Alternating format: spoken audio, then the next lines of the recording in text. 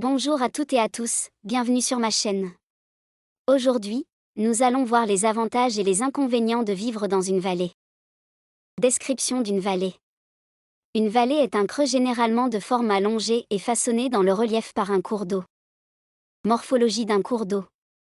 La première image, c'est un cours d'eau avec le débit de l'eau qui est normal. Sur la deuxième image, c'est le même cours d'eau avec le débit de l'eau qui est beaucoup plus élevé. Le lit mineur de la rivière, l'endroit où coule habituellement le cours d'eau. Lorsque le cours d'eau déborde et passe du lit mineur au lit majeur, on dit qu'il est en crue. Lorsque le débit d'un cours d'eau diminue, on dit qu'il est en décrue. Vivre dans une vallée. Nous savons que l'homme s'installe dans des milieux naturels.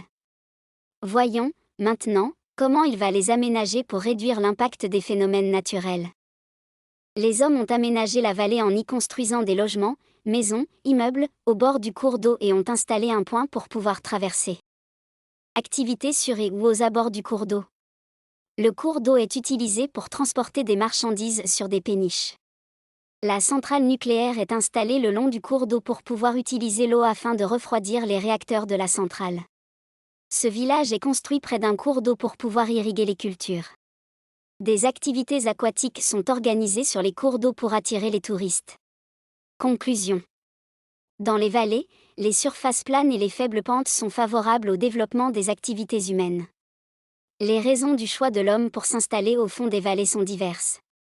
Il peut y trouver un avantage pour différentes activités, agricoles, touristiques et parfois industrielles. Il ne faut pas perdre de vue que les cours d'eau peuvent aussi être des moyens de communication. Dans les vallées, les contraintes et les risques sont liés aux inondations. Les intérêts économiques ont poussé l'homme à exploiter tous les milieux, y compris les milieux à risque. Comme le fond des vallées. Aménagement d'un cours d'eau. Une rivière possède 3 lits. 1. Un lit mineur qui correspond à la zone occupée par les plus basses eaux. 2. Un lit moyen à végétation maigrichonne, pour accueillir les inondations annuelles. 3. Un lit majeur qui absorbe les supercrues centennales ou millénales. 4. La nappe souterraine qui coule doucement entre les couches de sédiments. Dans cet ensemble complexe grouille toute une vie animale et végétale qui a absolument besoin des crues pour subsister. Conséquences de l'aménagement. Ce qu'il ne faudrait pas faire, mais qu'on voit trop souvent, des méandres supprimés, des fonds de lit creusés, une pente uniformisée, des berges bétonnées. Et les populations, faussement rassurées par une rivière prétendument domptée, s'installent dans les zones inondables. Bilan, les 3/4 des espèces animales et végétales disparaissent de la rivière, la nappe s'appauvrit en eau potable, les inondations en aval des travaux sont aggravées parce que le volume et la vitesse de l'eau augmentent sans cesse.